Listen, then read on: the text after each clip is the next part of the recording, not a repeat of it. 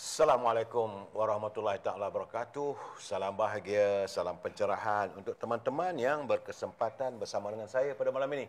Apa khabar anda semua? Doa saya agar anda sihat walafiat. Terima kasih Saudara Sapran, Saudara Azul Jalil. Begitu juga Saudara Amy Furniture kerana menghantar kiriman sekeping hati pada saya pada malam ini, saudara. Teman kita Muhammad Asridir dari Kuantan, Puan Rosmini dari Pontian. Apa khabar puan? Saudara Yusuf Awang dari Tanah Merah, Kelantan. Saudara Muhammad Syarif Husin dari Kota Baru, Kelantan. Begitu juga Saudara Megat Zulkifli dari Teluk Intan, Perak. Saudara Puan Syarifah Hafifah dari Pasir Gudang, Johor. Saudara Abu Nem dari Taiping, Perak. Saudara Muhammad Ali. Begitu juga Saudara Bahari Ismail dari Batu Cape. Saudara Abidi Rahman daripada Johor, saudara. Terima kasih Kak Di hadir. Begitu juga Saudara Arif Saleh dari Segamat, Saudara Saleh Lembang, sahabat, moga sihat ya. Begitu juga Saudara Mat Remy, Mat Sidik dan teman-teman yang tak sempat saya santuni malam ini, saya minta maaf saudara. Kerana bila saya ada tetamu tak ramailah dapat saya santuni. Tapi bagaimanapun saudara, hari ini hari Jumaat. Siang tadi kita sama-sama dapat melaksanakan solat Jumaat berjemaah, sama-sama kita mengadakan solat hajat. Mohon pada Allah SWT sejahterakan pada wira-wirawati kita dalam sumut flotilla dan supaya negara kita aman tentram, saudara. Baik saudara, hari ini 3 bulan saudara, dah 3 hari dah kita masuk bulan Oktober. Kita mulakan dulu dengan apa kata sahabat kita, saudara Makbul. Katanya saudara, pintu kebahagiaan sentiasa terbuka di depan mata kita. Tetapi selalunya kita tidak dapat melihatnya kerana kita seling ditutupi. Kerana kita tak menutup pintu kesedihan masa silam kita. Dan hidup kita bukan hanya untuk mengira kebaikan, saudara. Tetapi sebaliknya kita harus berkongsi kebaikan. Jangan kita kira kebaikan untuk diri kita, kita harus berkongsi kebaikan kita. Itulah peringatan yang sempat. Terima kasih Saudara Makbul atas kiriman petatah petitih kita petang ini. Kepada pimpinan negara, saya tetap mengingatkan supaya janganlah berbelanja wang negara tanpa had. Kerana seandainya wang negara dibelanjakan tanpa had, maka negara boleh mengalami kemuflisan, saudara. Ini kita takut tu, saudara. Dan untuk teman-teman yang menyunting semula, live saya ini, sebab malam ini saya bersiaran bersama dengan Ketua Pemuda Negeri Selangor, saudara. Jadi saudara nak sunting, masukkan nama-nama channel, tak apa, kami izinkan. Tetapi anda harus juga bertanggungjawab atas setiap suntingan yang anda lakukan, kerana saya dan tetamu saya tidak mampu untuk memantau setiap suntingan anda. Ingat saudara, ini adalah pencerahan politik. Bila kami memberi pandangan dan pencerahan, kita mesti berpegang pada prinsip, itu kita mesti bersetuju untuk tidak bersetuju. We must agree to disagree. Tamu saya dia seorang peguam, pasti dia akan bersetuju dengan apa pandangan saya begini. We must agree to disagree. Nak lepas diri lah tu. Saya. Dan seandainya anda tidak bersetuju, boleh hantar kiriman, gunalah bahasa yang baik sebab kita mewarisi budaya bangsa kita yang kaya dengan adab sopan. Jangan tulis yang bukan-bukan, minta saya ulas, saya takkan ulas, saudara. Kalau anda menggunakan bahasa-bahasa yang celupar. Kerana ingat saudara, EHF ini, Ahmed Hijaz Band ini, saudara sentiasa mengutamakan kehadiran para sahabat yang menyantuni setiap persoalan secara harmonis, saudara. Itu yang paling penting. Dan untuk teman-teman, yang menulis mula ataupun mencoretkan sesuatu dalam buku-buku ini, saya minta anda berhati-hati, saudara. Kerana setiap tulisan anda itu dipantau oleh SKMM. Itu yang penting, saya tak nak pula saya punya pelanggan ataupun tetamu saya, sahabat saya menghantar kiriman yang bukan-bukan, saudara. Saudara Kanda Juara, apa khabar sahabat? Moga sihat Kanda Juara. Baik, saudara. Awalannya saya tentulah akan memberi laporan apa yang berlaku pada negara kita dari segi sudut laporan ramalan keadaan cuaca. Sebab daripada pagi tadi, saudara, saya pun masih sejuk ni, saudara. Dari pagi tadi lagi sejuk. Tadi saya menghadiri convention, masuk dalam dewan. Allah, ketor saya dah. Umur-umur tua begini, saudara. Mengeletor sebadan. Sejuk. Dan menurut laporan Jabatan Kaji Cuaca, terdapat 9 negeri yang bakal dicengah oleh ribut petir, angin kencang dan juga hujan lebat. iaitu di seluruh negeri Perlis, seluruh negeri Kedah, seluruh negeri Pulau Pinang. Tak ada daerah yang tak terkesan oleh ribut petir, angin kencang dan juga hujan lebat. Di Perak, kawasan Kerian, Larut, Matang, Selama, Hulu Perak, Kuala Kangsar, Manjung, Kinta, Perak Tengah dan Kampar. Sementara di Kelantan juga seluruh negeri Kelantan, seluruh daerah di Kelantan bakal dijengah oleh hujan lebat. Berhati-hati saya khawatir takut nanti kalau ada banjir pula saudara. Di Terengganu, kawasan Hulu Terengganu, Marang, Dungun dan Kemaman. Di Pahang, kawasan Tanah Tinggi, Cameron, Lipih dan Jerantut. Sementara di Sarawak, nampak gayanya ada 3 kawasan, saudara. 4. Kawasan Kapit, Belaga, Miri dan Limbang. Cuma di Sabah ni, dekat-dekat nak pilihan raya ni, saudara, nampaknya kawasan pantai barat di Papar, Putatan, Penampang, Kota Kinabalu, Ranau, Sandakan, Tongot, Telupit, Beluran, dan juga wilayah Persetuan Labuan. Banyak kawasan. Jadi teman-teman yang tinggal di Sabah tu berhati-hatilah saudara, agar kalau ada hujan yang lebat berterusan, kalau pihak berkuasa minta kita pindah, pindahlah saudara. Baik saudara, laporan sedikit, sebab saya melihat bahawa semalam rupanya di Batu Pahat, sejumlah 56 rumah dilaporkan rosak akibat ribut dan angin kencang. Sebab saya katakan ribut angin kencang dari Vietnam, daripada Taiwan, mungkin sudah menghampir kawasan kita. Antara kawasan di Batu Pahat, 56 rumah rosak saudara.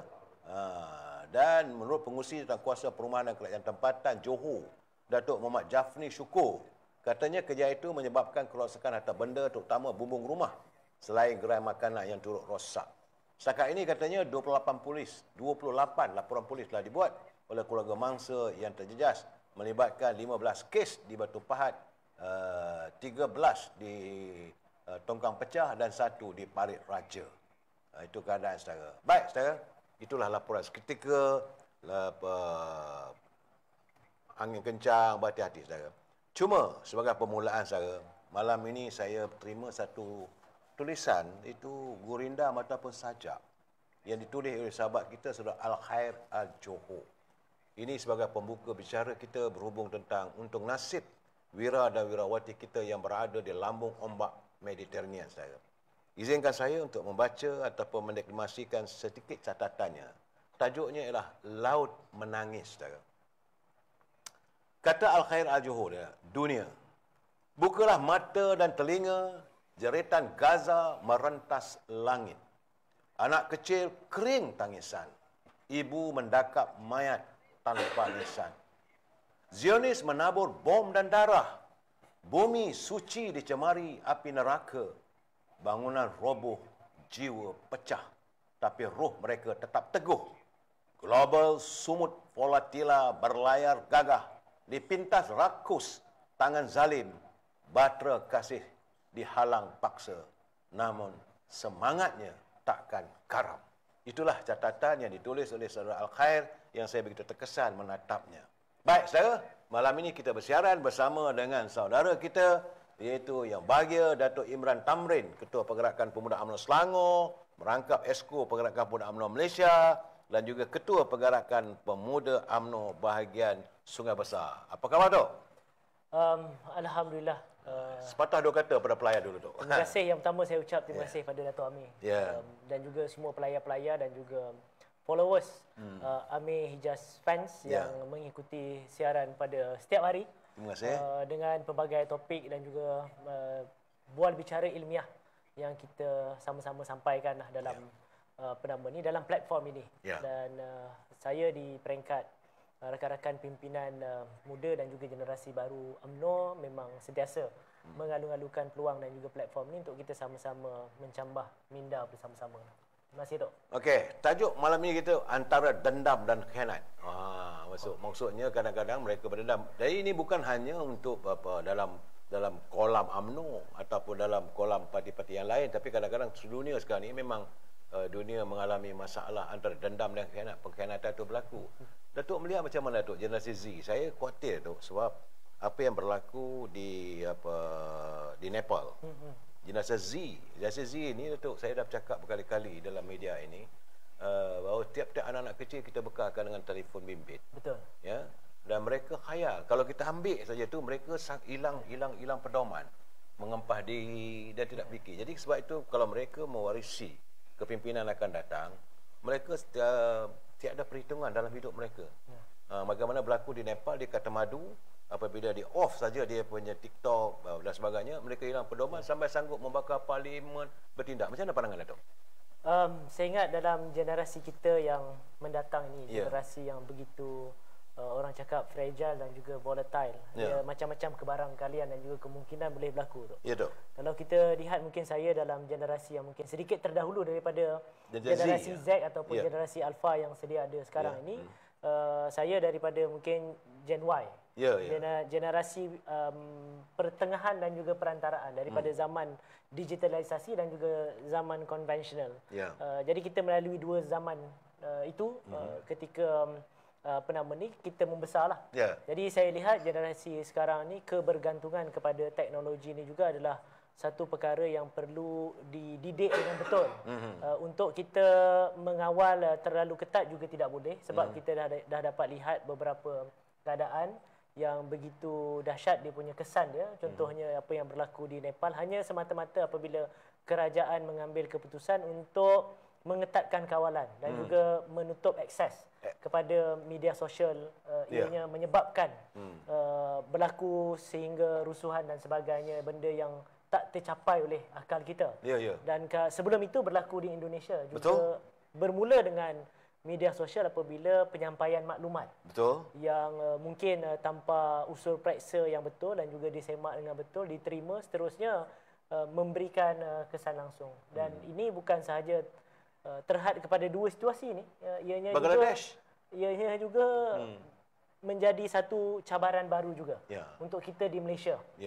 Bukan sahaja isu-isu yang melibatkan kepentingan awam, tapi juga isu-isu politik, keselamatan dan sebagainya boleh dicetuskan melalui media sosial ni apabila ianya tidak digunakan secara bertanggungjawab. Dan saya melihat, saya khawatir sebab apa yang berlaku pada global sumut flotilla ni, anak-anak muda kurang peka. Tak ramai yang betul-betul peka. Cuma yang ada pertengahan macam zaman Datuk lah. Sebab saya menghayati, saya tengok rapat umum yang diadakan di sekitar kedutaan Amerika, lepas itu media-media sosial apa semua. Tapi yang nampaknya saya baca, dan lebih kurang 70% wanita yang begitu terkesan. Pandangan Datuk macam mana? Okey, itu juga adalah simbolik ataupun kesan langsung daripada apa yang dipaparkan di media sosial. Kalau kita tengok tu berkenaan dengan keganasan dan juga kerakusan Israel Zionis yang dilakukan bertahun-tahun lamanya di Palestin ini, yang digambarkan di media sosial pada hari ini adalah yang terkesannya adalah kanak-kanak dan juga kaum wanita. Betul. Sudah pasti perkara ini memberikan kesan langsung kepada golongan wanita yang melihat anak-anak kecil dibom, meninggal, putus tangan, putus kaki, kehilangan ibu bapa, ibu bapa yang kehilangan anak-anak yang masih kecil yang tidak bersalah.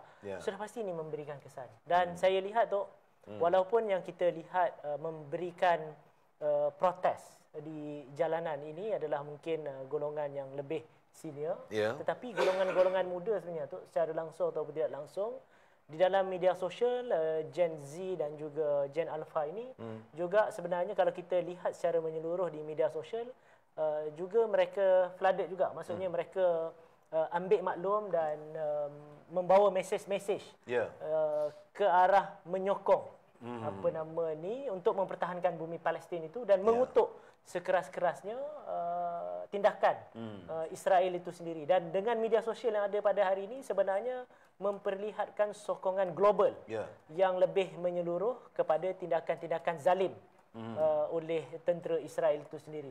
Bukan sahaja di kalangan negara-negara luar ataupun negara-negara Islam, bahkan di kalangan masyarakat ataupun rakyat mereka sendiri, baik di Israel dan juga di Amerika Syarikat yang menjadi penyokong Israel. Rakyat-rakyatnya pun saya lihat sekarang ramai yang berani bersuara menentang dan juga menyuarakan ketidakpuasan hati berkenaan dengan kependudukan salah ataupun pendudukan haram Israel di bumi Palestin.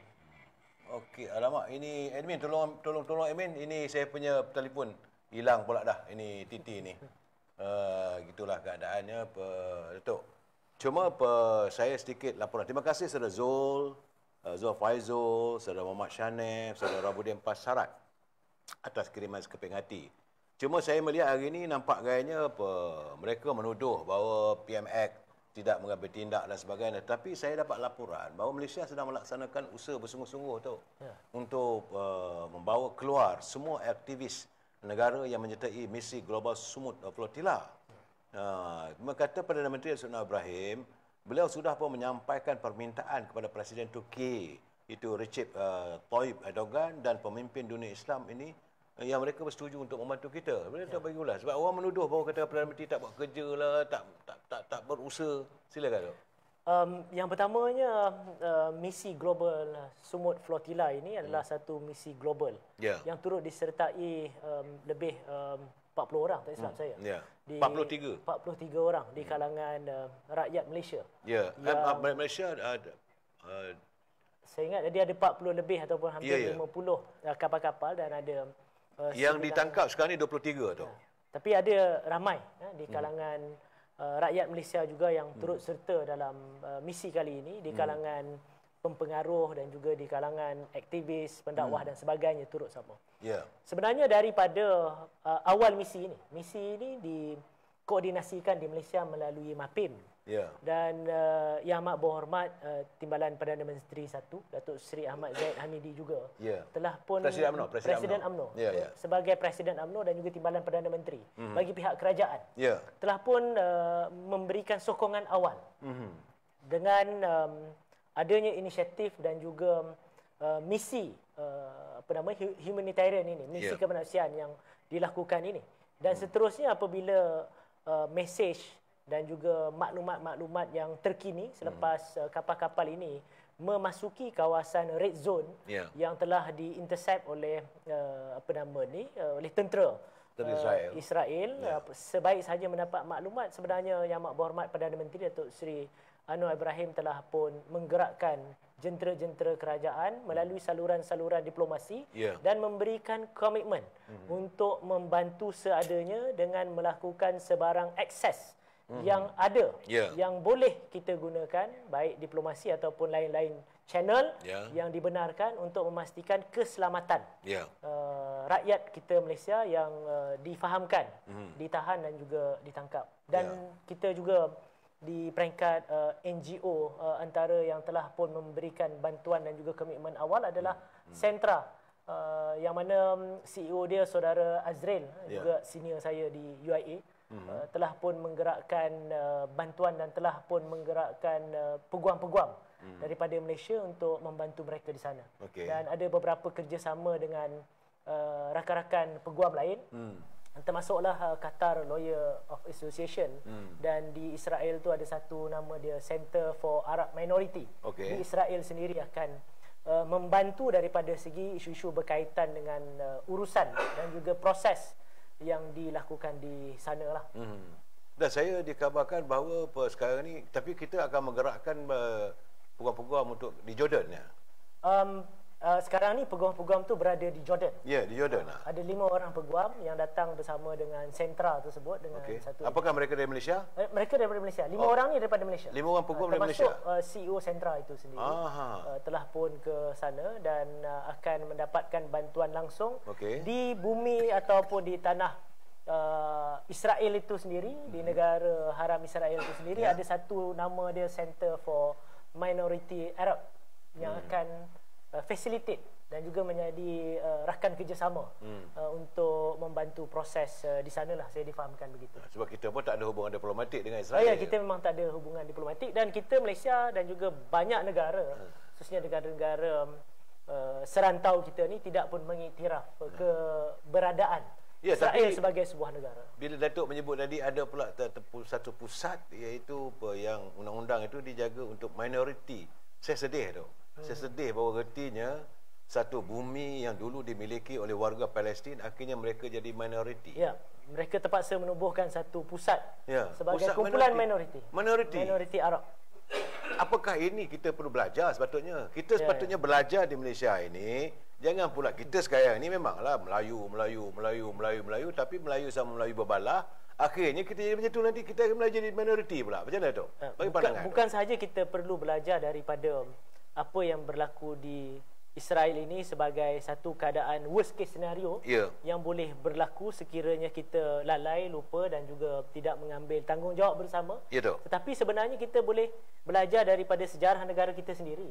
Bagaimana seawal kita kerajaan Melayu Islam, Melayu Nusantara itu dijajah oleh British itu sendiri, sepatutnya menjadi pengajaran yang lebih dekat dengan Melihat pelagu yang hebat. Ya, betul. Sehinggalah kita dipecah-pecahkan dan akhirnya kita berada di mana kita berada sekarang dan kita sepatutnya perlu mengukuhkan lagi kekuatan keindukan kita supaya kita dapat bergerak dengan lebih baik lagi ke hadapan ini dalam kita mempertahankan perjuangan kita bersama-sama, khususnya dalam konteks UMNO yang mempertahankan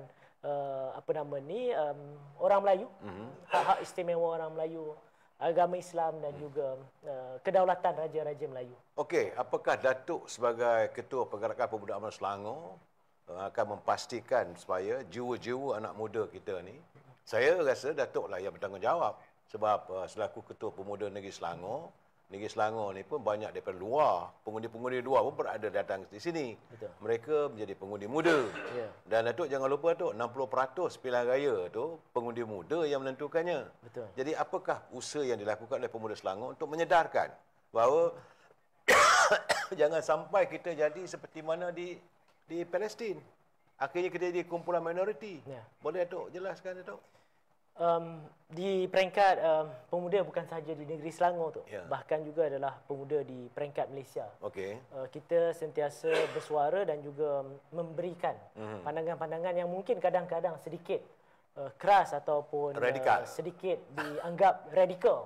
Tetapi ini penting kerana kita bercakap soal kita menubuhkan negara bangsa.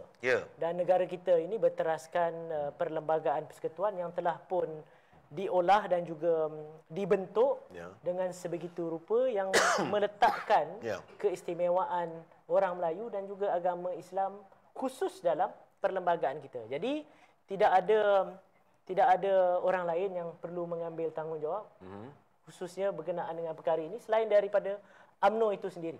Sebagai, kalau kita boleh katakan, the guardian dan juga the protector of the constitution lah, berkenaan dengan perkara-perkara tersebut. Dan ini adalah asas kita membina negara. Dan di peringkat pemuda UMNO Negeri Selangor, inilah perkara yang kita terapkan kepada, khususnya kepada kader-kader baru tu. Walaupun kita punya sistem ataupun proses pengkadiran tidak seperti zaman saya ataupun zaman Datuk ataupun zaman-zaman sebelumnya. Zaman sekarang ini kita perlu, saya percaya kita perlu menguasai media sosial, tidak kira di peringkat pemuda, bahkan juga di peringkat-peringkat yang lain juga, supaya mesej itu sampai pada generasi-generasi baru. Ya, saya begini Datuk, saya melihat, sebab saya datang dari kilang pemuda tu. Jadi jiwa saya pemuda itu 30 tahun dulu, 40 tahun yang lampau. Tapi jiwa itu, semangat itu masih membara lagi. Tapi kadang-kadang bila saya berbual dengan teman-teman, tadi saya berjumpa dengan Datuk Rahman Bakar, mantan Exco Pergerakan Pemuda UMNO Malaysia, dan beliau yang menumbangkan Presiden PAS di Marang tu.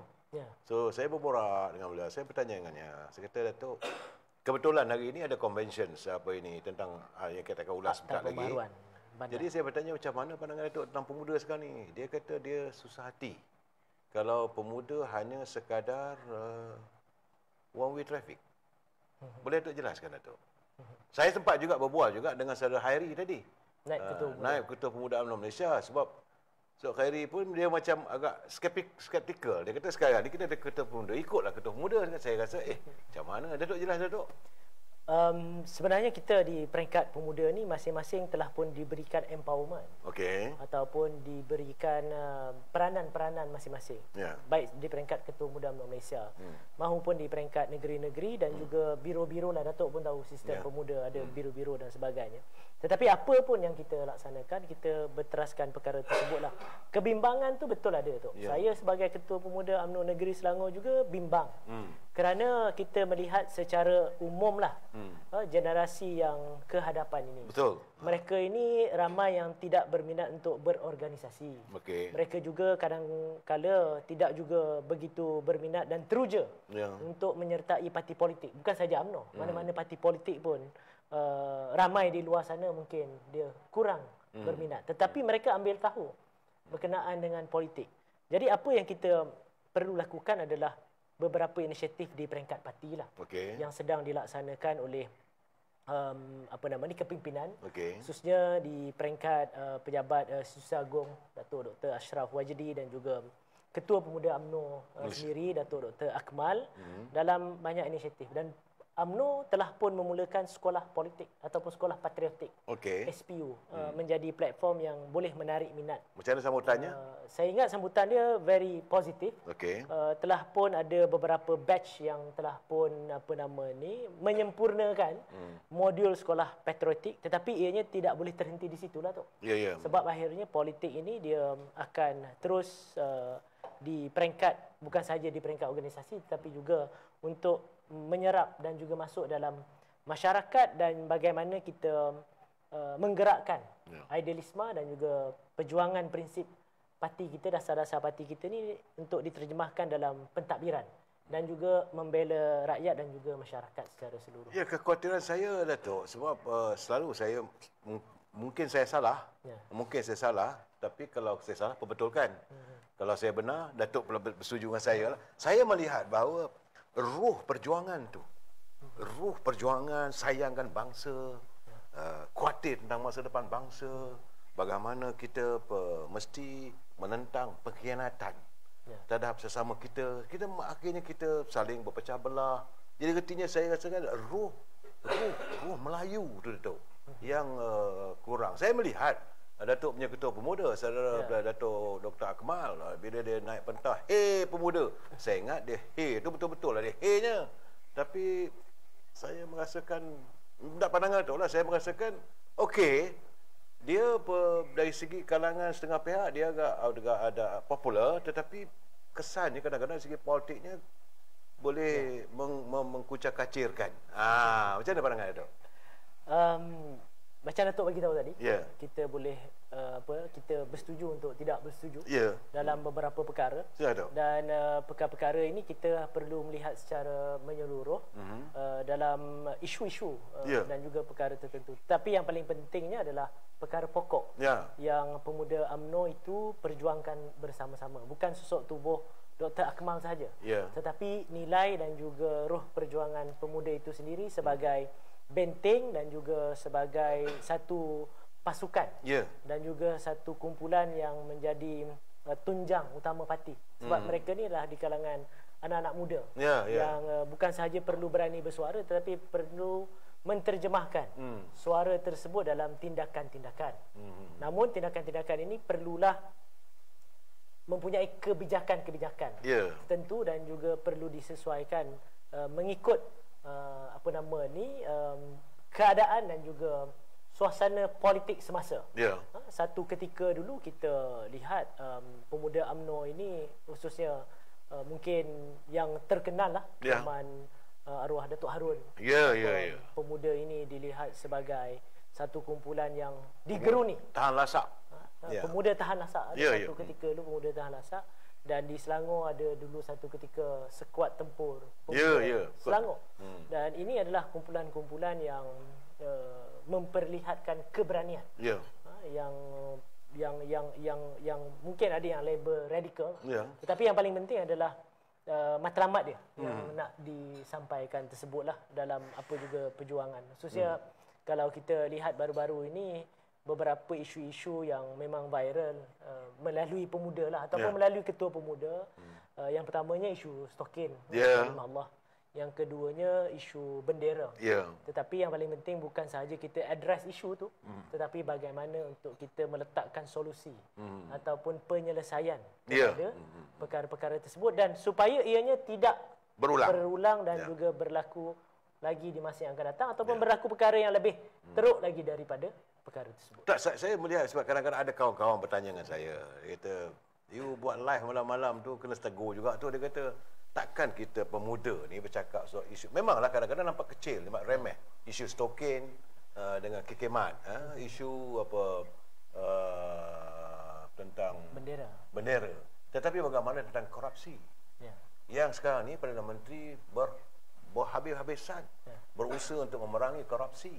Dan bagaimana kita image UMNO satu ketika dulu yang orang hormat akhirnya jadi hodoh apabila kita dituduh parti yang mempunyai pemimpin yang korup, jadi meletakkan budaya duit dan sebagainya. Jadi apakah pemuda hari ini, Datuk sebagai Ketua Pemuda Selangor, Datuk sebagai Exco Pemuda tidak membicarakan persoalan ini di meja rundingan pemuda? Ya. Isu integriti dan juga isu berkenaan dengan tata kelola daripada segi pentadbiran. Saya berani bagi tahu halayak dan juga platform pada malam ini, kita di peringkat pemuda, saya yakin kepimpinan yang ada pada hari ini dia punya exposure ataupun terdedah kepada isu integriti dan juga rasuah dan sebagainya ini very minimum. Sebab kita tak ramai yang berada di dalam anggota pentadbiran dan juga berada di dalam corridor of power. Kalau kita lihat yang ada ada risiko salah guna kuasa dan sebagainya, yang jadi exco Ketua Pemuda UMNO Malaysia saja. Naib Ketua Pemuda UMNO Malaysia juga, exco sebagai anggota pentadbiran di peringkat negeri, dan juga beberapa rakan-rakan lain yang berada di dalam kementerian sebagai pegawai dan sebagainya. Setakat hari ini saya percaya tidak ada lagi. Alhamdulillah. Tidak ada di kalangan kepimpinan pemuda yang terpalit, yang dituduh ataupun disiasat dalam apa juga salah guna kuasa ataupun yang melanggar tata kelola dan sebagainya. Jadi saya percaya daripada segi integriti, daripada segi kecakapan urus tadbir dan juga kebertanggungjawabban di kalangan kepimpinan pemuda yang ada hari ini, yang rata-rata mereka ini sebenarnya adalah profesional yang datang daripada pelbagai latar belakang. Mereka apabila diberikan amanah dan juga tanggungjawab untuk berkhidmat dan juga mentadbir, mereka mentadbir dengan penuh tanggungjawab. Saya percaya dalam kepimpinan pemuda yang ada pada hari ini. Okey, baik Datuk. Dari situ kita beralih tentang tadi hari ini kita bercakap soal conventions, rang undang-undang akta pembaharuan bandar, URA. Banyak orang bercakap bahawa kita ni nak menjilat DAP kerana yang membawa usul itu di parlimen nak dibacakan adalah daripada DAP sedang komen. Tapi saya nampak hari ini macam mana Datuk punya keputusannya? Saya dapat lihat hari ini convention yang diadakan di peringkat nasional. Tapi sebelum tu saya perlu bagi juga kredit dan juga penghargaan dan juga terima kasih juga. Yang pertamanya adalah kepada kepimpinan veteran UMNO Selangor tu. Kerana sebelum kita sampai ke convention URA yang diadakan di peringkat PWTC pada hari ini, kita telah pun di peringkat negeri Selangor yang dianjurkan oleh veteran UMNO Selangor di bawah pimpinan Yang Bahagia Datuk Salamun. Dan juga komitmen daripada Tan Sri Mat Taib sendiri sebagai mantan Menteri Besar Selangor telah pun mengadakan perbincangan awal dan juga telah pun ada cadangan-cadangan penambahbaikan apabila URA ini start diperkatakan dan juga dibicarakan dan juga dibahaskan sejak Februari 2025. Jadi perkara ini telah pun mula dibincangkan sebab Selangor ni antara negeri yang paling terkesan dengan URA boleh terkesan. Yang boleh terkesan kalau Kuala Lumpur itu juga satu ketika dulu dia sebahagian daripada Selangor. Dan Selangor kita Kampung Baru juga ada dalam Selangor. Kuala Lumpur, Kampung Baru dan sekitarnya itu adalah Selangor asalnya. Dan Selangor ini kita ada satu bandar iaitu Bandar Raya Shah Alam yang memang didesain ataupun yang memang dibentuk dengan kependudukan dominasi orang Melayu Islam di dalam Bandaraya Shah Alam. Dan dalam satu-satunya bandaraya yang mempunyai kawasan-kawasan pegangan orang Melayu dan juga reserve Melayu yang tinggi. Jadi kita Selangor ni kalau tidak betul kaedah pelaksanaan URA ni, ia akan memberikan kesan. Tetapi yang lebih penting, apa yang kita belajar daripada pendekatan yang diambil oleh UMNO sebagai sebuah parti di bawah pimpinan Yang Amat Berhormat Datuk Seri Ahmad Zahid Hamidi sebagai presiden dan pimpinan-pimpinan lain meletakkan parti ini sebagai satu platform untuk berbincang dan juga menelusuri apa juga solusi dan juga penyelesaian berkenaan dengan isu ini secara holistik menyeluruh dan juga secara berstrategi. Bukanlah semata-mata retorik untuk kita melaung-laungkan bantah ura. Besok ni buat bantahan di jalanan semata-mata. Kita terus dengan solusi dan hari ini convention ini membuka ruang seluas-luasnya. Ini bukan di kalangan kepimpinan UMNO tu. Saya tadi melihat ada lebih kurang 11 speaker yang membentangkan idea, pandangan, pendapat daripada pelbagai latar belakang. Ada di kalangan profesional, ada di kalangan persatuan penduduk, ada di kalangan pemimpin-pemimpin politik, ada di kalangan bukan sahaja Melayu lah. Termasuk ada Indian, Chinese, industri player, ada peguam dan sebagainya yang telah memberikan pandangan-pandangan yang bernas dan akhirnya UMNO mengambil ketetapan. Ini nak dengar. Apa pandangan ketetapan UMNO? Dan ketetapan UMNO ada 3 resolusi dengan 14 cadangan-cadangan. Antara resolusi yang pertama adalah kita secara konsensus ataupun secara tegas untuk menangguhkan, untuk menggesa kerajaan menangguhkan dulu bacaan. Jadi artinya keputusan convention hari ini adalah kerajaan mesti menangguhkan pembentangan, perbahasan berhubung dengan URA di Parlimen. Yang sepatutnya akan bermula pada 6 bulan ni. Pada next Parlimen lah. 6 bulan ni. Pada next Parlimen. Silakan. Dan ada resolusi yang kedua adalah untuk penambahbaikan. Cadangan-cadangan yang ada 14 cadangan tersebut dan juga beberapa penambahbaikan lain untuk melihat secara menyeluruh untuk memperhalusi URA ini dengan melihat beberapa akta-akta lain yang berkaitan. Akta pengambilan tanah, akta parit dan jalan, akta perumahan dan sebagainya, beberapa akta-akta lain yang berkaitan untuk dimasukkan sekali dan juga dilihat secara menyeluruh. Dan yang ketiga, resolusi yang ketiga adalah untuk menggesa kerajaan, menubuhkan badan berautoriti untuk pembangunan semula bandar ini. Supaya ada satu badan kawal selia yang lebih mungkin neutral, supaya tadi banyak perbahasan berkenaan dengan center of power ataupun paksi kuasa itu pemusatan kuasa itu semata-mata kepada eksekutif ataupun kepada menteri KPKT. Jadi perlu ada satu badan bebas ataupun badan yang ketiga untuk mengimbangi perkara tersebut dan untuk menubuhkan satu badan berautoriti ataupun satu statutory body lah di bawah akta ini untuk tubuh satu badan yang boleh menyeimbangkan. Dan yang lebih signifikan itu hari ini adalah resolusi tersebut dibentang dan juga dibahaskan dan diserahkan sendiri oleh kepimpinan melalui Datuk Johari Ghani kepada Yang Amat Berhormat Presiden Datuk Seri Ahmad Zahid, dan perkara ini dibawa dalam MKT petang tadi. Sekarang ni sedang bersidang. Betul. Telah selesai pun bersidang. Sisa Agung UMNO Datuk Dr. Ashraf Fajri pun telah membuat kenyataan media hari ini petang tadi selepas habis tu bahawa UMNO berpegang kepada resolusi tersebutlah. Artinya UMNO keseluruhannya kita berpegang pada resolusi supaya perbahasan tentang rang undang-undang URA ni ditangguhkan sehingga 3 perkara itu diselesaikan. Sehingga 14 perkara itu ada 14 perkara, dia ada 3 resolusi. 3 resolusi. Tapi dalam cadangan-cadangan penambahbaikan tu ada 14 perkara pokok. Cantik ni, Dok. Yang perlu diperhalusi oleh kerajaan untuk membentangkan semula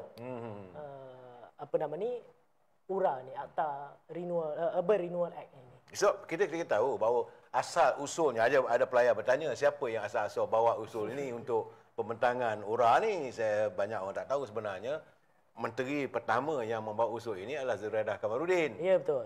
Sebagai ahli Parlimen Ampang Ya, masa betul. itu. Tapi dia bukan daripada Parti UMNO. Betul. Kemudian diikuti pula apabila datang pula Datuk Rizal Marikan daripada UMNO. Apabila berlaku untuk kerajaan, Rizal cuba untuk memperbaiki. Tapi baik punya baik, datang pula ni apa. Saya ingat tak silap saya ada 5 menteri rasanya. Tak, saya ingat Datuk Seri Rizal Marikan tadi, walaupun ucapan beliau tu singkat, Ya. tak sampai 5-10 minit dia berucap tadi, tapi apa yang disampaikan oleh Datuk Seri Rizal Marikan tadi ketika beliau mengambil tanggungjawab ataupun diberi tanggungjawab. Ya. Sebagai Menteri KPKT, beliau hold Dia berkenaan dengan cadangan untuk membentangkan URA ini. okey. Sebab pada beliau perkara ini belum lagi diperhalusi secara menyeluruh. Okey. Hanya ianya berlaku mungkin di peringkat kementerian dan tidak ada libat urus yang menyeluruh dengan stakeholder ataupun pemegang-pemegang taruh yang lain. Jadi pada ketika itu benda ni kira pause lah ataupun ditangguhkan ataupun dikemudiankan, tidak menjadi keutamaan ketika Datuk Seri Rizal, dan ianya hanya servis balik selepas itulah. Dan kita hari ini kebetulan UMNO dalam kerajaan dan kita mengambil peranan kita dan juga tanggungjawab kita sebagai sebahagian parti dalam kerajaan untuk melihat kepada, tadilah saya cakap, penyelesaian. Kita tidak boleh bercakap sembrono ataupun hanya berkata retorik. Tapi kita kena terjemahkan dengan tindakan-tindakan yang bijaksana. Dan hari ini kita dapat sokongan yang saya boleh katakan menyeluruh lah, sebab ada pemain industri, ada tadi wakil daripada Persatuan Pemilik Strata, ada daripada industri ataupun daripada developer juga datang pemaju dan sebagainya yang memberikan pandangan-pandangan. Sebab pada asasnya Urban Renewal Act ini, kalau daripada segi hasrat dan juga objektif, ini secara ilmiahnya ataupun secara dasar falsafah pembangunan sebuah bandar, dia memang berteraskan kepada 3 perkara utama lah. Yang pertamanya adalah redevelopment untuk pembangunan semula. Kemudian regeneration untuk mungkin kawasan dan juga bangunan yang usang dan juga yang terbiar. Dan revitalization untuk membaik pulih lah. Mungkin bangunan-bangunan yang mungkin dah perlu maintenance dan sebagainya. Tetapi ada satu elemen pada saya yang perlu juga dilihat dalam URA ini adalah berkenaan dengan preservation ataupun untuk kita preserve sesuatu pembangunan itu supaya mengekalkan ciri-ciri asal. Mungkin ada satu-satu kawasan ini yang mempunyai mungkin sentimental value dan sebagainya, perlu ada preservation juga. Dalam elemen itu perlu dimasukkan selain daripada kita melihat kepada pembangunan. Ada benda yang kita perlu preserve juga dalam kawasan dan juga dalam keadaan-keadaan tertentu. Kalau kita lihat sendiri di pembangunan Kuala Lumpur, pembangunan contohnya di kawasan Penjara Pudu. Walaupun kawasan tersebut dibangunkan, still lagi meletakkan elemen dia preserve, tapi tinggal lagi itu je lah. Dia pintu je lah. Pintu gerbang tu lah sebagai tanda. Belakang tak ada apa dah. Belakang tak ada apa lah, tapi itu penjara. Jadi penjara. Jadi yang ni mungkin melibatkan, mungkin ada kampung-kampung tradisi Melayu. Apa yang berlaku di Kampung Baru, Kampung Berembang, perlu dilihat secara secara menyeluruh lah. Bukan semata-mata atas nilai komersial itu. Ataupun economic of scale. Ya, Datuk sebagai peguam betul lah Datuk sudah menghayati tentang URA ni. Saya yakin ada banyak kelompongan, sebab itu banyak dia ada pertikaian. Ya, betul. Jadi dia besok dia katanya puak-puak sebelah sana tu akan mengadakan himpunan. Apa pandangan Datuk? Yalah, pada pandangan saya, sekadar berhimpun dan juga bersorak tanpa solusi, ianya tidak menyelesaikan masalah, bahkan mengeruhkan lagi keadaan dan juga membuka ruang kepada perkara-perkara yang boleh disalah tafsirkan dan akhirnya mencetuskan mungkin isu berkaitan dengan perkauman dan sebagainya. Sedangkan ianya adalah isu nasional. Ianya adalah isu nasional yang memberi kesan kepada kesemua orang sebenarnya kalau tak dilihat dan juga tidak dibentuk betul-betul. Dan akhirnya saya juga sebagai seorang peguam bukan saja melihat kepada hasrat dan juga objektif sesebuah akta itu sendiri. Tapi akhirnya kita di Malaysia ni kena berbalik kepada perlembagaan persekutuan. Okey. Banyak orang nak buat sesuatu undang-undang, buat dasar dan juga buat sesuatu polisi itu gagal appreciate ataupun gagal embrace ataupun gagal melihat secara menyeluruh tentang spirit of the law ataupun semangat falsafah undang-undang itu sendiri.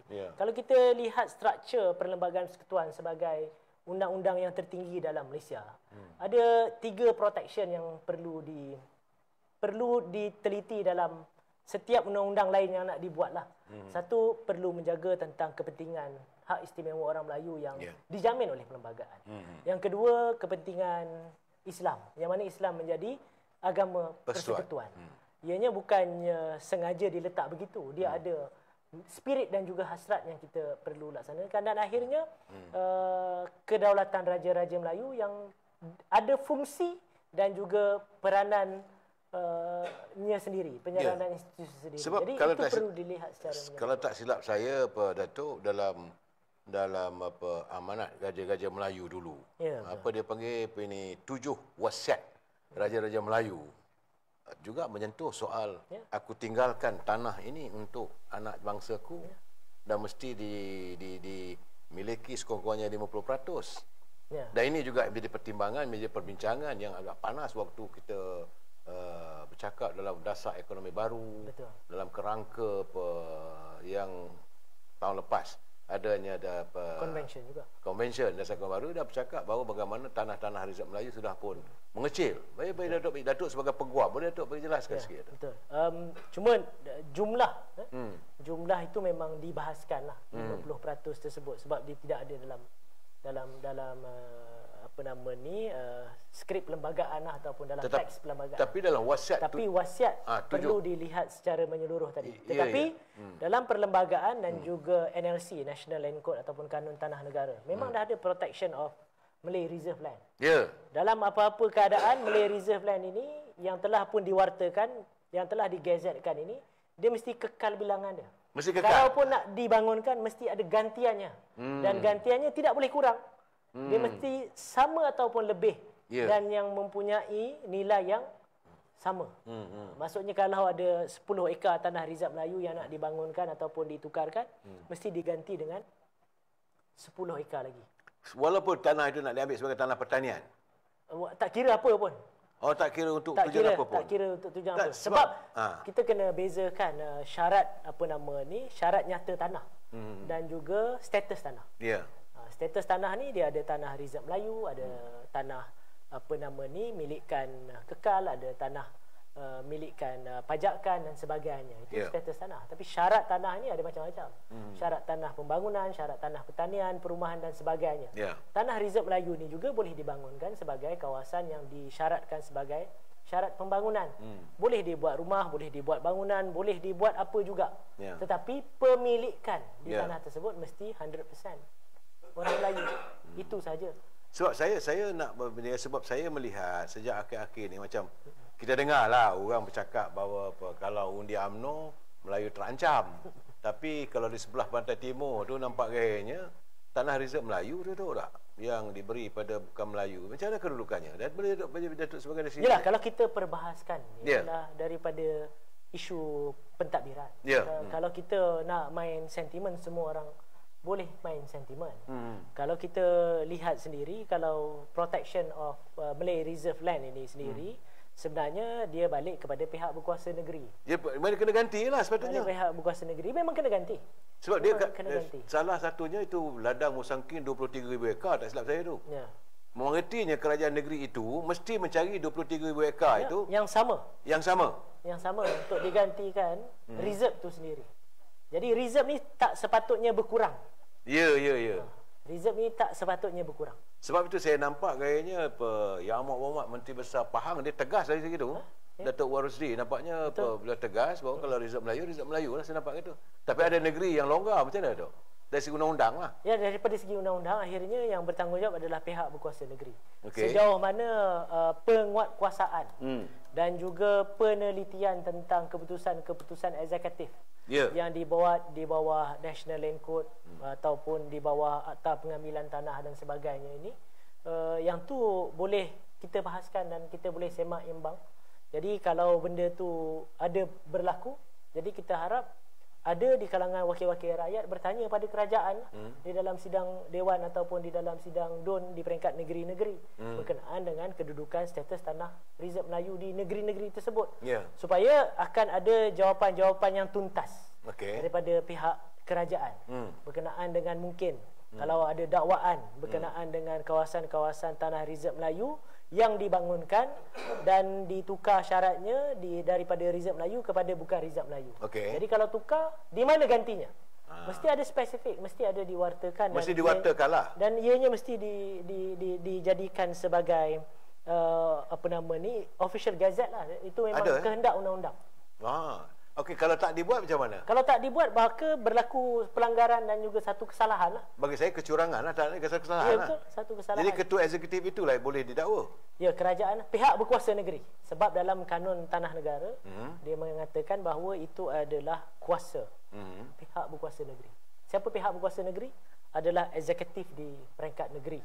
Dia boleh dakwa di mahkamah? Boleh. Boleh dakwa kalau didapati dia gagal melaksanakan tanggungjawab statutory dia ataupun tanggungjawab beliau kerajaan tersebut, dia memang boleh menjadi satu kesalahan. Menjadi satu kesalahan undang-undang. Saya ingat perkara ini, saya ingat Datuk sebagai Esko Pemuda dan Ketua Pemuda Negeri Selangor, sepatutnya inilah diwawarkan kepada ahli-ahli pemuda. Supaya pemuda kita dibekalkan dengan ilmu. Sebab saya yakin mungkin ramai tak tahu tu.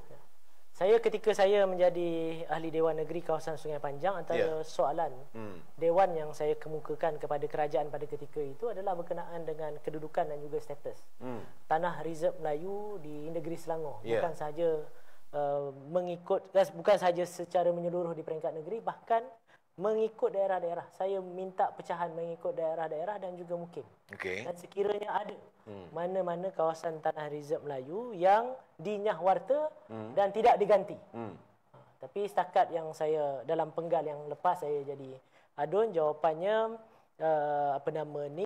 tidak adalah. Semua tanah-tanah kawasan pembangunan Reserve Melayu yang dibangunkan kalau diganti ada tempat gantinya. Ada di Gazette? Ada di Gazette. Ada di Gazette. Jadi kawasan-kawasan negeri lain itu, saya merasakan Datuk bahawa mungkin inilah ilmu yang orang tak ada ni kadang-kadang. Ini tanah juga disestik. So, kita bercakap soal Palestin. Warga Palestin kehilangan tanah apabila tanahnya terjual kepada Yahudi. Akhirnya mereka jadi pengemis di bumi sendiri. Dan sekarang ini kalau tanah-tanah reserve yang sepatutnya direservekan, kalau berdasarkan Datuk kata tadi bahawa tidak ada dalam perlembagaan. Dia tak cakap dah 50% tu dia tak cakap. Tak sebut 50%, tetapi kita kena berbalik pada wasiat 7 wasiat Raja-Raja Melayu. Betul. Itu paksi kita mewujudkan perlembagaan itu. Dan begitu juga kita ada juga kita mewujudkan perlembagaan berdasarkan pada perjanjian Darussolai. Bukan? Itu dia punya ibunya. Ibu kita ada perlembagaan kerana berpaksikan kepada antaranya lah 7 wasiat Melayu. Tak gitu Datuk? Tak, perlembagaan persekutuan kita di Malaysia ni, walaupun banyak undang-undang kita di-adopt ataupun diambil daripada English Common Law, tetapi kita boleh istilahkan undang-undang negara kita ni, khususnya perlembagaan persekutuan dan juga undang-undang lain ni, dia sebagai fused legal system. Maksudnya adalah satu sistem perundangan yang diambil daripada beberapa sumber perundangan. Yang pertamanya adalah English Common Law, yang keduanya adalah Islamic Law, dan yang ketiganya adalah Customary Law. Yang mana di Malaysia satu-satunya undang-undang yang mana kita mengiktiraf adat pepatih menjadi satu undang-undang di Negeri Sembilan. Dan juga Islamic Law ni menjadi satu undang-undang ke seluruh negeri-negeri di dalam tanah Melayu ataupun di dalam Malaysia ini, kerana dalam perlembagaan persekutuan telah pun memperuntukkan bukan sahaja Islam sebagai agama persekutuan, bahkan juga meletakkan institusi mahkamah syariah sebagai satu sistem perundangan untuk orang Islam. Dan ianya dilaksanakan di peringkat negeri-negeri yang mana Sultan dan juga yang di-Pertua Negeri ataupun Governor ini sebagai ketua agama Islam. Jadi ini adalah satu undang-undang yang saya katakan tadilah, fuse legal system. Dan begitu juga dengan torrent system ataupun undang-undang berkaitan dengan tanah. Dia bukan semata-mata English torrent system, tetapi juga dia adalah sistem kanun tanah negara kita ini yang mengambil kira customary law ataupun undang-undang adat kita ini berkenaan dengan pemilikan tanah yang mana ianya akan subject to pembahagian harta pusaka dan sebagainya lah. Jadi ini semua terpakai dalam sistem perundangan tanah dalam negara kita ini, termasuk urusan-urusan berkaitan pembangunan. Dan UMNO menjadi sebuah kerajaan yang dominan satu ketika dulu apabila ada akta-akta baru yang diperkenalkan. Antaranya adalah Housing Development Act yang telah diperkenalkan sebelum ini. Dalam Housing Development Act itu sendiri dia letakkan kota 30%. Dalam setiap pembangunan kawasan perumahan mesti direservkan kepada Bumi Putra. Adakah tercapai? Dah, cuma dalam undang-undang tu ada kelonggaran lah. Maksudnya, maksudnya developer dia boleh mohon untuk pengecualian kalau tak dibelikan, tak terjual ataupun. Saya tidak nampak bahawa tidak terjual itu, tapi kadang-kadang ini yang saya selalu nyatakan bahawa di sini saya kata wujudnya ada pengkhianatan. Pengkhianatan betul, tapi tadi saya ada satu tadi yang bertanya tadi ketika soal jawab tadi, ada yang memberikan pandangan mungkin sudah sampai masa dan juga ketikanya untuk kerajaan juga memikirkan. Betul lah, kadang-kadang ianya satu sekatan ni macam agak keras. Tetapi mungkin perlu dilihat sebab kali ini kerajaan pun memberikan subsidi pun bersasar. Jadi certain orang ataupun certain individu ada limitation. Jadi sekarang ni dia tak bolehlah kita, maksudnya kalau ada satu orang tu sampai 5, 10, 15 pemilikan rumah. Tadi ada yang nyatakan kalau begitulah yang kaya dia atas nama, kononnya atas nama Bumi Putra lah, atas nama Melayu. Kebetulan dia ada sikit kapasiti, jadi dia own terlampau banyak aset dan akhirnya orang Melayu juga ataupun orang yang kurang berkemampuan juga akan terus menjadi penyewa. Dia tak akan menjadi pemilik. Ya, saya melihat Datuk timbulkan retinya rumah-rumah yang dikhususkan untuk orang Melayu ini. Akhirnya dia pergi pada mungkinlah satu orang tu dia dapat beli 5-6 rumah. Sedangkan dia tak ada keperluan pun untuk 5-6 rumah. Tapi dia sebagai investment untuk dia buat sewa dan sebagainya. Dan ini juga pengkhianatan. Tapi bagi saya, yang saya nak sebutkan, bahawa bagaimana kalau rumah-rumah yang dia khaskan untuk Bumi Putra itu tak terjual, dia minta supaya dihapuskan 30% itu. Sila tu. Yang tu adalah, yang tu kembali kepada keputusan di peringkat sama ada KPKT ataupun di peringkat negeri lah.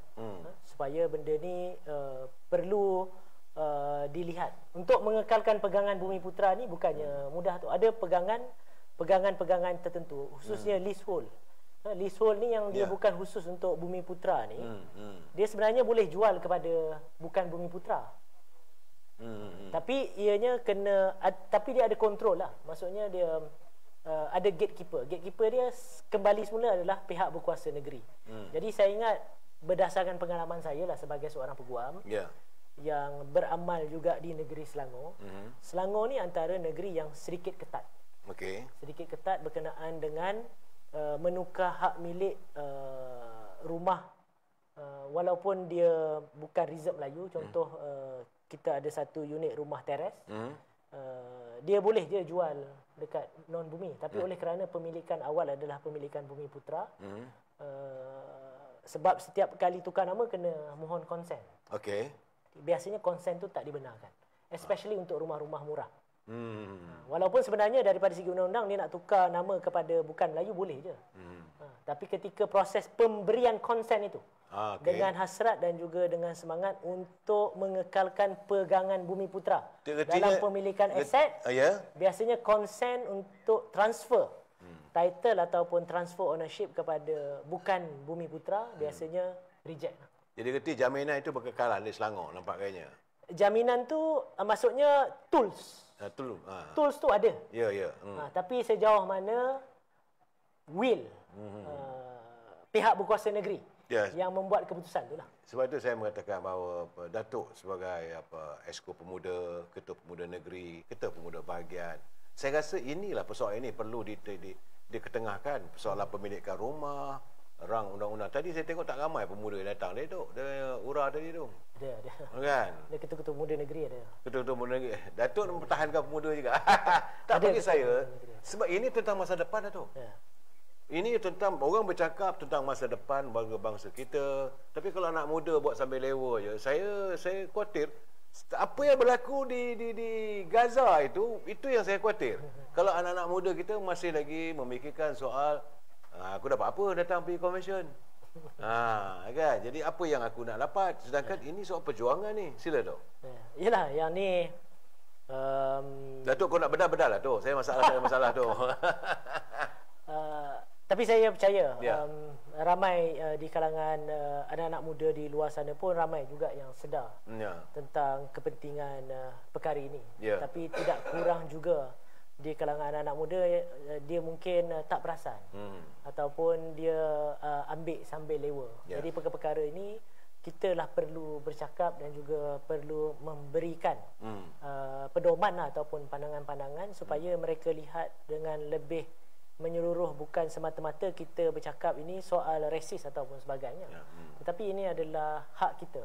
Ya, saya mengharapkan bahawa Datuk mewakili program pemuda, bawalah dalam mesyuarat Esko Pemuda nanti, bahawa semua yang datang, kalau Datuk kata tadi semua ketua-ketua pemuda hadir, artinya semua ketua-ketua pemuda negeri bertanggungjawab untuk mendedahkan apa yang dibincangkan, terlebih lagi soal kanun tanah, kanun perumahan, Datuk. Ya, betul. Di peringkat pemuda UMNO Malaysia tu, saya ingat ada 2 orang je yang qualified lawyer. Saya sebagai ketua pemuda negeri dan ketua pemuda negeri Selangor, dan saudara Aizat Azam. Aizat, okey. Aizat, ketua pemuda bahagian Merbuk. Merbuk. Beliau juga adalah practicing lawyer. Tapi yang lain semua faham, dan sebenarnya sebelum kita ke convention pembaharuan semula Akta Pembaharuan Bandar ini, Urban Renewal Act ni, ada satu mesyuarat meja bulat ataupun mesyuarat koordinasi yang mana dihadiri oleh wakil pemuda, iaitu saya ketua pemuda negeri Selangor, dan juga yang bahagia Datuk Alip lah, ketua pemuda wilayah Persekutuan. Ketua pemuda wilayah yang mewakili institusi pemuda lah. Ya. Jadi Datuk bercakap pasal tanah ni panjang, tapi nak buat Datuk, saya dah habis waktu. Saya nak bercakap lagi tu. Tapi nampaknya Datuk kena datang sekali lagi, kita bercakap undang-undang tanah dan kanun akan datang, Datuk. Yalah, yang tu kena very specific, dan kita kena go on lebih teknikal. Sebab undang-undang tanah di negara kita ni dia akan menyentuh beberapa undang-undang lain. Bukan sahaja kanun tanah negara, bukan sahaja perlembagaan persekutuan, bukan sahaja akta pengambilan tanah. Bahkan juga bila kita bercakap soal immovable property ataupun harta tidak alih ini, sudah pasti ianya akan melibatkan urusan harta pusaka dan sebagainya yang lebih kompleks tu. Sebab sebenarnya kalau kita lihat di Malaysia, saya tak cakap jauh, saya cakap di daerah Sabak Bernam, sebab saya datang daripada kawasan tersebut. Backlog of cases, maksudnya tanah-tanah ini yang masih lagi dimiliki oleh generasi pertama, kedua dan juga ketiga lah. Maksudnya dah 3-4 generasi geran tu masih tak bertukar nama. Masih lagi ada juga keadaan tanah-tanah pusaka ini yang ditinggalkan masuk ke amanah raya dan sebagainya. Jadi pertikaian dan sebagainya tidak di properly manage dan juga diurus. Jadi ini juga perkara besar yang mungkin dilihat. Tadi pun ada yang bertanya pasal soal tersebut tadi. Secara langsung, impliedly ataupun directly, dia bertanya tentang keadaan tersebutlah. Di mana peranan Perbadanan Wakaf, amanah raya dan sebagainya yang sebenarnya mungkin boleh memberikan kesan. Sebab bila kita cakap soal URA, dia ada berkenaan dengan soal konsen ataupun persetujuan. Untuk mencapai persetujuan, kita tadi letakkan syarat persetujuan sampai 90-95%. Jadi keadaan-keadaan tertentu yang mana kawasan ataupun pemilikan tersebut dia dah jadi diletakkan di bawah pemegang amanah, ataupun yang yang harta yang tidak difaraidkan ataupun tidak didispose lah. Jadi ini akan jadi soal yang lain lah. So, nampak gaya Datuk, saya kena mengundang balik lah Datuk. Sebab Datuk Azmi terbaiklah pemuda Selangor ni. Dia kata, last kali Datuk Azmi Aliah ni, pelayan kita dia. Sebab nampak gayanya isu yang paling besar bagi saya ada isu tanah ni. Saya ingat, secara peribadi saya ingin mengundang Datuk bulan depan untuk Datuk bercakap. InsyaAllah. Kalau Datuk ada kawan seorang lagi pun bawa dua sekali, kita nak bercakap terus terang. Sebab ini bukan main-main yang kerja Datuk, bukan cakap kosong. Dan saudara tahulah bahawa AHF ini adalah ruangan untuk kita berdiskusi dan berilmu, berilmiah dan ada faktanya. Sepatah dua kata Datuk. Saya ucap terima kasih berkenaan dengan perbincangan malam ni, khususnya dua isu utama yang kita bincang malam ni tu. Yang pertamanya adalah berkenaan dengan pendirian dan juga sokongan kita kepada usaha-usaha kemanusiaan untuk warga dan juga rakyat Palestin yang telah pun ditindas dan juga telah pun dijajah oleh negara haram Israel. Jadi segala akses dan juga ruang perlu kita beri sokongan kepada rakan-rakan kita yang terlibat dengan sumut flotilla yang mungkin sedang berhadapan dengan isu undang-undang di sana. Kita doakan terbaik supaya dapat dilepaskan dan segala bantuan-bantuan yang dibawa tersebut daripada segi makanan, ubat-ubatan perlu diberikan laluan terus kepada penduduk di Gaza kerana ini adalah humanitarian mission yang dibenarkan dan juga dijamin di bawah public international law yang perlu diberikan akses. Yang keduanya adalah isu berkaitan yang kita bincang tadi, peranan yang dimainkan oleh UMNO khususnya sebagai sebuah parti orang Melayu yang memperjuangkan dan juga memastikan segala tindak tanduk kita ini diterjemahkan dalam bentuk tindakan-tindakan yang bijaksana dan menyelesaikan masalah melalui konvensyen URA pagi tadi dan juga segala resolusi, 3 resolusi dan juga 14 cadangan-cadangan penambahbaikan tersebut telah di-endorse oleh Majlis Kerja Tertinggi dan menjadi dasar parti. Dan dasar parti yang akan didukung oleh semua menteri-menteri UMNO, khususnya Yang Berhormat Datuk Seri Ahmad Zahid Hamidi sendiri sebagai Presiden Parti dan juga timbalan Perdana Menteri di peringkat eksekutif. Terima kasih Datuk. Pada teman-teman, saya minta maaf Datuk kalau terlajak bahasa tadi, maklum saya. Tapi sekali lagi saya minta Datuk berjanjilah pada pelayan-pelayan saya, Datuk akan hadir juga untuk kita membincangkan isu-isu yang agaknya tentang tanah. Teman-teman semua, besok saya bicara sendirian. Lusa saya akan mengundang pula nak tengok apa pula cerita DAP dengan MCA ni malam hari Minggu. Jadi selalu saya katakan AHF ini mengundang tetamu kita untuk membicarakan isu-isu yang panas tapi yang berilmu, berfaedah. Bagi pihak AHF, saya mengucapkan jutaan terima kasih kepada Datuk kerana sudi hadir, meluangkan waktu, peguam yang pro bono. Tak ada bayaran apa-apa saya. Jadi bagi saya sekali lagi, jagalah keluarga kita, jagalah negara kita, jagalah pertiwi kita. Kita jumpa lagi besok saya. Wabillahi taufiq wal hidayah. Assalamualaikum warahmatullahi taala wabarakatuh. Selamat malam. Terima kasih.